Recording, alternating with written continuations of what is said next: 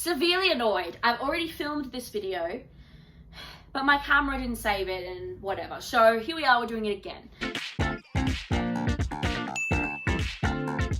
Hello, Christy Grace from Christy Grace Scarlet Pen. I'm an author, creativity chaser, and book lover. Today, we're doing another book versus movie. This book was not on my list to do, but the movie was calling my name when I actually rented the book from the library, When I borrowed the book from the library, this story was calling my name to make a book versus movie, so here we are.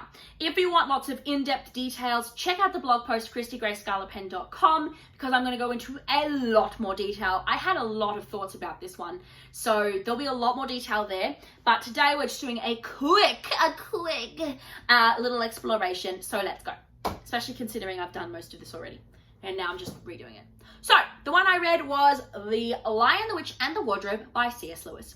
So, Chronicles of Narnia, if you don't know what this story is about, I don't know why I all of a sudden did that, but anyway, this story is essentially 4 siblings, two girls, 2 boys, have been sent away in the war to this professor's house. They find a wardrobe, and when they go through it, they find out that it's not just a wardrobe, but it actually is a door to a magical land called Narnia. There's all sorts of creatures that don't exist in our world, like centaurs and what are those goat men, fawn people things, like Mr. Tumnus. And there is also the king, which is a lion called Aslan. And there is a white witch who has basically made it eternally winter but never Christmas, and is basically enslaving all of the creatures that live in there. So these 4 come and they're supposedly be able to save all of the entire country, land of Narnia or whatever. It is technically sort of like a kid's book, but it's 200 pages. The movie was 2.5 hours. It took me about 2 hours to get through the book. This particular one is I got from the library, but it's got like pictures in there with colored pictures, which was kind of fun. Yeah, so book versus movie. So let's do some really brief, like I said, lots more detail in my blog post, but we're going to get to the brief, biggest points that I noticed in terms of the book versus the movie. So the biggest thing to note is that this book is very much plot driven. The movie is very much character driven, right? So the reason this is important is because it really made a difference in the film, because in terms of character motivations and why some of the characters made the decisions they did, and you know, why that was meaningful and impactful, by doing a more character driven story in that film, you got a lot more sort of setup for characters. So moments of like real big impact punched you harder when it happened because you had setup. There was a couple of things that happened like that. You know, the big moment when Peter says to Aslan that Edmund has betrayed them because it's his fault, he pushed him too hard, meant a lot more when you'd seen a lot more scenes in the movie where Peter was maybe a bit too hard on Edmund. That didn't happen in the book, but it did in the film, and it sort of gave it that more punch moment. The movie also did bits and pieces, like it added some scenes in there to do that specifically for other things. For example, Peter's big moment of killing the wolf. In the movie, they had an extra scene, which wasn't in the book, where he almost killed the wolf in a waterfall that was falling. So then when he did actually kill him in the spoilers, in the next part, in the next confrontation, it actually was a little bit more meaningful because he tried and failed and was too scared, and then this time he actually followed through. In a similar way, Edmund had, in the book, he witnessed random innocent forest creatures being turned to stone by the witch before he finally sort of came to that self-realization moment of it's not all about me, and it shouldn't be selfish, and also she's evil. Whereas in the movie, he got an extra scene which sort of he got to face off with Mr. Tumnus, who was in prison. That didn't happen in the book. That was only in the film, and it sort of gave more punch to that, and he sort of got to come to more of a harder realization, which meant that the emotional impact was higher. So there was bits and pieces like that, and because it was character driven, that's why those things were in there, in my view. But it added a lot more emotional weight to some of those things. So that was one of the really big differences that I noticed throughout this film. One thing I did miss in the movie that you can't really get was in the C.S. Lewis. I like the way he wrote this book, but he also had sort of these little asides. So in brackets, he would often have sort of like these little aside conversations, almost like in like a Shakespeare play where like the actors are like technically talking to the audience. It's sort of a fourth wall break, but it has to do with things, and it's not exactly a fourth wall break in here.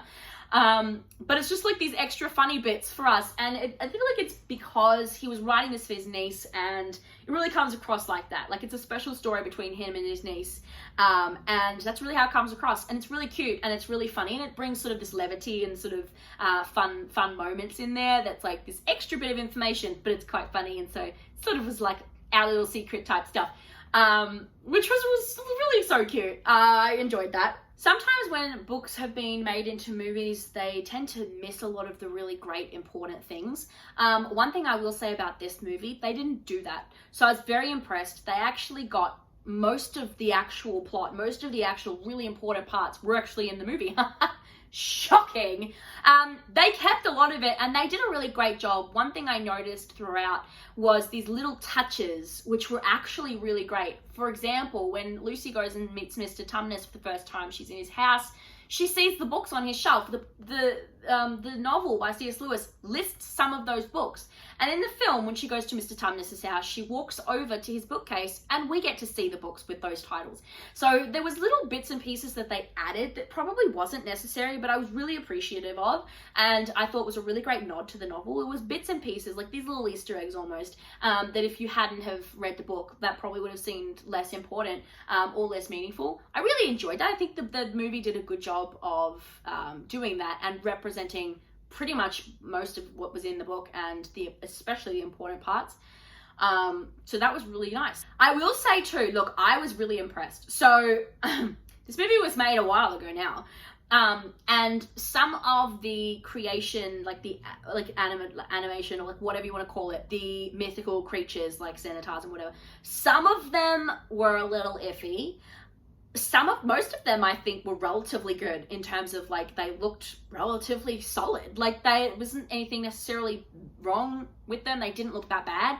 And I will say props to the people who made this movie, because Aslan looked so much better and so much more realistic and animated than all of the lions in the Lion King remake combined. Like, Aslan looked good. He was looking good. He's looking really good. They did a good job with the lion animation. Not so much with the Lion King remake, if you ask me. Those lions looked ridiculous and scary and creepy and just stupid, and it was dumb. I don't know why they chose to do it that way, but they did. And Aslan looked way more normal, way more natural. You actually got expressions in his face, which is actually what you would like. But he looked like he could have been a lion, just speaking. I was really impressed. Look, I was impressed overall. There was some that looked very, very fake. And you could tell they were just not even close to, like, it was, some of it was pretty bad. But most of those characters were from the evil side, to be fair. And they were like those really, really strange, like weird looking creatures. And some of those ones were really looking really, like, not great. All right, so final thoughts. I suppose I have to try and pick who won, book or movie. Well, look, this is a hard one for me. I think I enjoyed the book more, but I think that the movie wins because of some of these, like for some other points, I think it wins. Such a slight margin. I actually really liked the book. I loved reading the book. The writing style of C.S. Lewis, I think, is really great.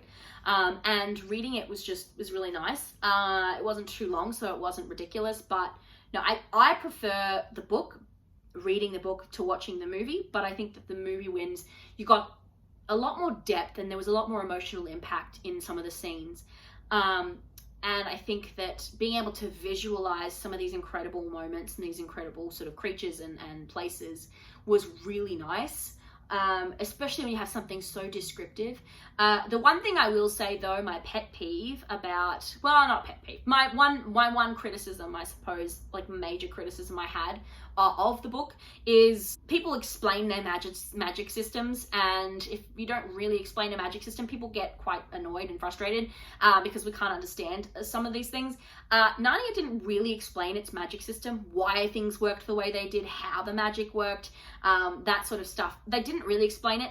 And there were moments that were kind of contradictory and kind of felt like it was just convenient that you can't get through the wardrobe this time, but you can that time. And there was no explanation as to why.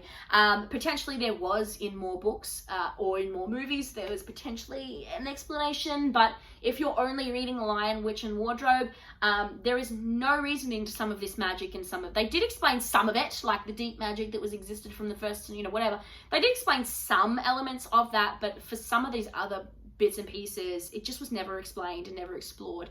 And the point of the book wasn't to explain a magic system. The point of the book was to get across these underlying bigger themes and moments, which, just surprise, surprise, if you've read The Lion, the Witch and the Wardrobe and you had no idea, C.S. Lewis was basically a theologian and a Christian, and yeah, this book is essentially the story of Jesus dying and being risen back to life again. So that's basically what this story is about. And I think that Aslan in the film even says it is finished. So stealing Jesus's line over there. But look, if you never knew, now you do. And if you did know, good for you. So I mean, look, I really liked it. Overall, I liked both of them. I think, yeah, just for those bits and pieces, those little elements in the film, it has to win, but by such a slight margin. Okay, so like I said, I have way more thoughts, way more things that like I noticed and that were different, and bits and pieces, like some of my own theories as to why, why Edmund came across the witch but nobody else tended to when they came into Narnia. Those bits and pieces like that I had thunk on. Not a word, but that's fine. That will be in my blog post on ChristyGrayScarletPen.com, so check that out. Otherwise, thanks for watching this video. I'm going to have another book versus movie probably next month for you. I'm going to try and do one a month until I run out of what I already own. This was from the library, so I really shouldn't have done it until I've read through my other ones. Maybe Legally Blonde, maybe not. We'll see what happens. But otherwise, thanks for watching, and I'll see you guys in the adventures.